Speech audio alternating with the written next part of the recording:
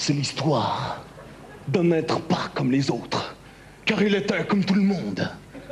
Il avait été élevé, enfant, dans son lieu d'enfance. C'était une ferme, et il le dit encore. Quand on lui demande « Mais où tu habitais quand tu étais jeune ?» Il dit « La ferme ».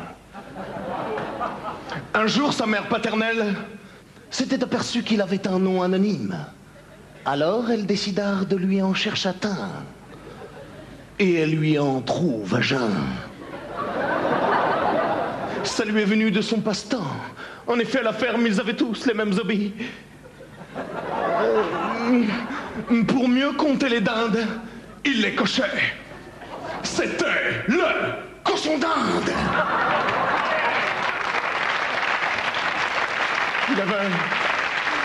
Il avait un petit nez avec des moustaches et aussi des pattes. 4, pour être précis. Non, pas 3 ni 4, mais 4. Oui, 3. Avec une de ses 6 pattes, il avait appris une prise de combat pour lutter contre son ennemi. Le lapin. Cette prise s'appelait le casse-grain. Il avait mal, le lapin. Et il le disait encore quand il allait voir son burnologue. Il lui disait... Quoi de neuf, docteur? Je sais pas ce que j'ai en ce moment, mais j'ai mal à la pine. Mais le docteur, il s'en foutait, car le docteur, c'était le cochon d'Inde. Il ne mangeait que quand il mangeait. Il ne dormait que quand il mangeait. Il n'avait peur de rien. En un mot, mot. En 2 mots, Momo. En plus d'être le plus fort, il était le plus rigolo. Il disait... Coucou, je suis caché dans mon nez.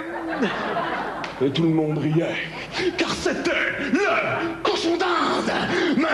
Mais un jour viendra où il partira. Alors, il parta. Et il allait revoir son plus vieil ami d'enfance, Iron Maiden. Ça lui fit plaisir de revoir son vieux potiron. Mais pour lui, c'était fini, la puberté. Oui, maintenant, c'était un potager. Oui, je sais, oui. Mais il y a des auteurs, des fois, qu'il faut qu'ils mangent. Alors, il avait appris là une grande leçon. C'est que plus le temps y passe, plus le futur est plus moins loin.